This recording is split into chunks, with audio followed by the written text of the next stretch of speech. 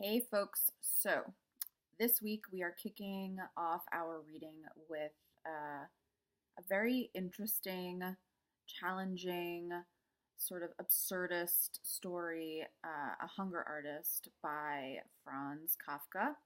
I'm going to highlight a couple of important notes about Kafka, about some of the themes in this particular story, and in his writing in general, and talk a little bit about public fasting, which was sort of the inspiration, obviously, for this particular story. So we know from our notes that Kafka is he's a Czech author. He was born in the late 1800s, 1883, to a Jewish German-speaking family. He was one of six children, two of whom died by the time he was 6 years old, and we know some of his sisters were later sent to Auschwitz and died in Auschwitz during the Holocaust, which occurred, as many of you know, during World War II. So that's 1941 to 45, approximately. Kafka himself died well before then, although if he was alive, he perhaps would have suffered the same cruel fate. Kafka was very well educated. He spoke numerous languages. He spoke Yiddish, French, German, Czech. So he spoke quite a number of languages. He also had a doctorate of law and was practicing law while he was also working on his craft of writing. During his life, he hadn't really had any pronounced public literary success. From the lecture notes, you know, he died in 1924. He wrote A Hunger Artist in 1922. He wrote his other really well-known piece, The Metamorphosis, earlier in 1915. He was editing the galleys for A Hunger Artist to be published in a collection of short stories when he actually died pretty terribly of tuberculosis, which he started suffering with in 1917. So he was sort of sickly. He was also, we know, and this is sort of important, and I don't normally, I normally shy away from sort of looking to an author's autobiographical past in order to inform interpretations of their writing. But I think in this case, there is some relevance to the fact that Kafka had a very domineering father who he was sort of terrified of.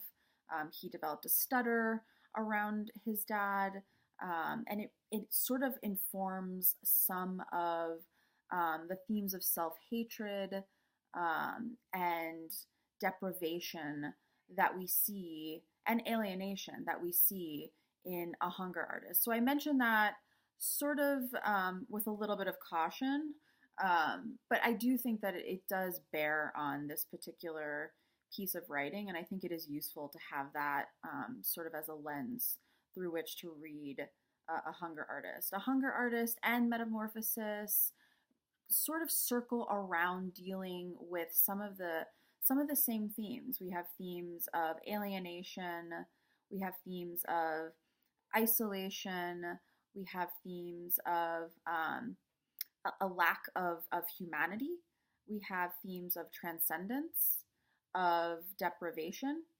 self-imposed usually. So there's a lot of themes that sort of overlap in these two kind of really foundational texts that Kafka is probably most known for. And some of you have noted that you've read either A Hunger Artist before or Metamorphosis before. Those seem to be like his two most well-known stories. So I want to talk a little bit about some of the themes that we are seeing in A Hunger Artist in particular. So we have the theme, and then I'll go into a little bit about this public spectator sport, essentially, of fasting. Um, so we have these themes of alienation and isolation. We know that the hunger artist puts himself on display, utilizing a cage in order to separate himself from his public, from the audience. So there's a real divide here between there's a seeming divide between the private and the public. What the hunger artist makes public is his body, right? It's always sort of on display and sort of up for consumption. It's for sale, essentially. What is private is his emotional and mental, psychological state of being. We don't get very much access to that in this particular story. Near the end, we start to get some kind of answer from him on why he chooses to, actively and intentionally starve himself in this sort of public way as a form of art, right? So we get a little bit of that at the end, but for the most part, we, as the reader, are also sort of spectators because we're his sort of reasoning for why he's doing what he's doing is withheld from us, and that is important. It's also important that all of this is self-imposed, right? He hasn't been captured in any way, or he's not being forced to perform in this particular capacity. There's something about this sense of imposing this type of physical hunger on himself, this physical deprivation, and then also this psychological, spiritual, emotional deprivation that comes with the physical, and is probably more potent and sort of traumatizing is the internal deprivation than the sort of bodily, physical deprivation. Okay, we also have a sense of spiritual yearning, right? The hunger artist doesn't eat food because he can't find any food that he likes. He's lacking a sense of joy for life. He's lacking a sense of spiritual and psychological fulfillment. Religiously, even today, in some of the major religions of the world, Christianity, Islam, Judaism, fasting is at times a fundamental aspect of the religions, right? We have Ramadan in Islam for the month of Ramadan. There's fasting from sun up till sundown. You have Yom Kippur in Judaism, which is a day of atonement and fasting. During Lent in Christianity, you have Ash Wednesday, you have Good Friday. These are also days that are prescribed for its followers to be days of fasting. And why? For different purposes, right? Like I mentioned, either for some kind of atonement or penance for one's sins, excuse me, whether it is to feel a sense of transcendence and have access to God more intimately, to access God more intimately. It could be to show one's devotion. It could be a form of meditation. There are different reasons, right, why in a religious context fasting is ordained at certain times and for certain purposes. Here it's unclear. It seems as if the hunger artist is really sort of yearning for a sense of fulfillment, but can't find it, right? Can't find it in himself and can't find it in other things, other external things. Even something as instinctual as eating, something as vital and necessary as food and nutrients to sustain life isn't appealing to him. So we have to also keep that in mind. Fasting, like I said, is often associated with can also be associated with a type of a sacrifice to the gods in a religious context. Um, but here, that doesn't seem to be a clear um, correlation. It seems like in Kafka's character, there's maybe a quest for God or a quest for some kind of spiritual fulfillment that ultimately proves futile. So we have to keep that in mind. And there's also a really strong sense of miscommunication or misunderstanding in this particular story. The hunger artist feels aggrieved because no one really understands why he's doing what he's doing. No one even appreciates why he's doing what he's doing, especially when the sort of fanfare and appeal and public demand to witness these artists, these fasting artists, sort of fades off. He feels even more misunderstood and even more pained by the fact that, you know, he's sacrificing himself on the altar of art and no one appreciates it, right? I mean, at some point towards the end, you know, they don't even change the days of how many days he's actually been fasting. You know, that's how little it all sort of matters. But it seems to matter, obviously, incredibly a lot to the hunger artist himself, right? He dies, in essence, for this craft and for this performance. And so that too is something to keep in mind. This theme of being sort of misunderstood, which adds to the themes of isolation and self-hatred. Okay, so these are some of the themes that I want us to keep in mind as we're reading through. You know, Kafka is obviously borrowing from a real tradition that was pretty popular in the late 1800s, early 1900s, primarily in Europe, where there were a number of people who were fasting artists and were their own kind of like roadshow in a lot of ways, or were part of some other type of circus circuit, where, you know, they made this form of fasting a mode of art, right?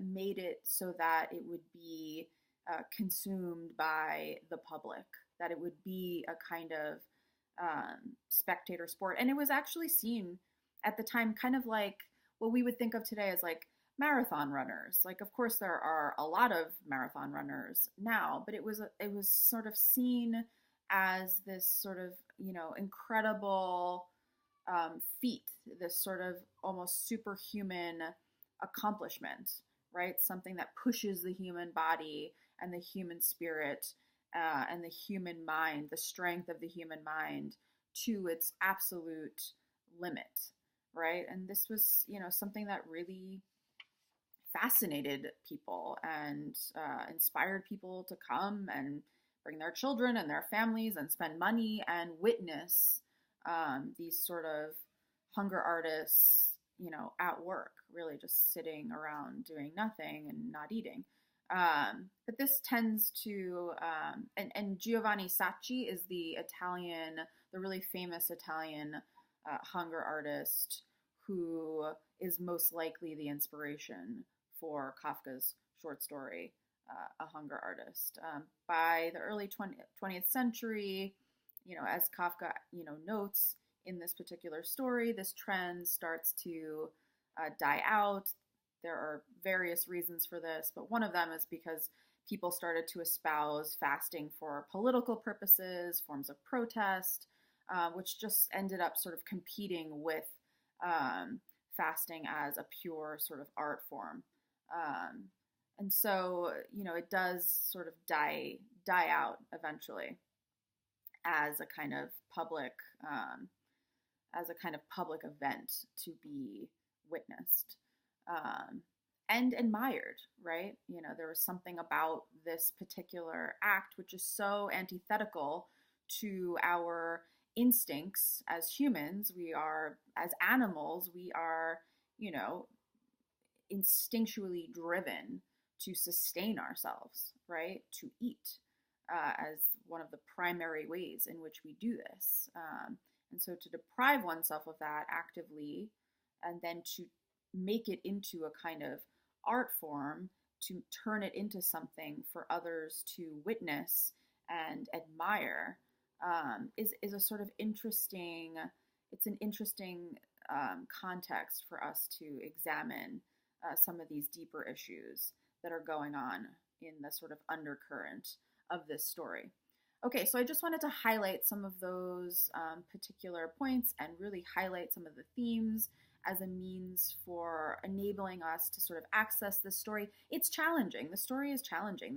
When I read it, even now, I've read it so many times, even now I feel so uncomfortable. I really just want to like peek inside the hunger artist's brain and just sort of get a glimpse of what is actually going on to understand this really sort of solitary, sad, morbid existence, right?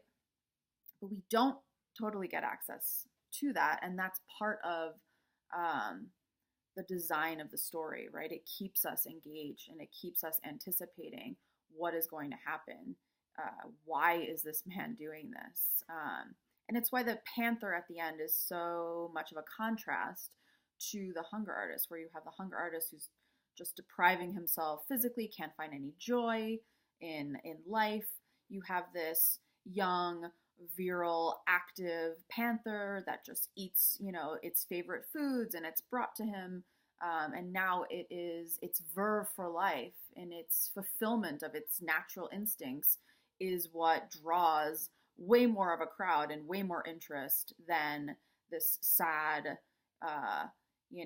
sort of withering man who, the keepers can't even find amongst the straw after however many days. So keep that kind of contrast in mind as well in relation to some of the themes that I just outlined and that are outlined for you in your notes. Okay, so I just wanted to give you that little sort of sketch of some of the issues that we're going to be talking about. I'm going to extend this discussion forum to Thursday evening because I'm going to be out tomorrow evening. I have to go to an event at my daughter's school, and I don't want to not be around to be moderating your responses, so I'm going to extend it 24 hours. It'll close Thursday at 10 p.m. It'll overlap a little bit with our next set of readings, but that's fine. If you want to still post before then, that's great, but know that you have an extra 24 hours just for Kafka's discussion forum of this week, and I will email that to you as well so that you're aware. Okay, let's start posting. Bye.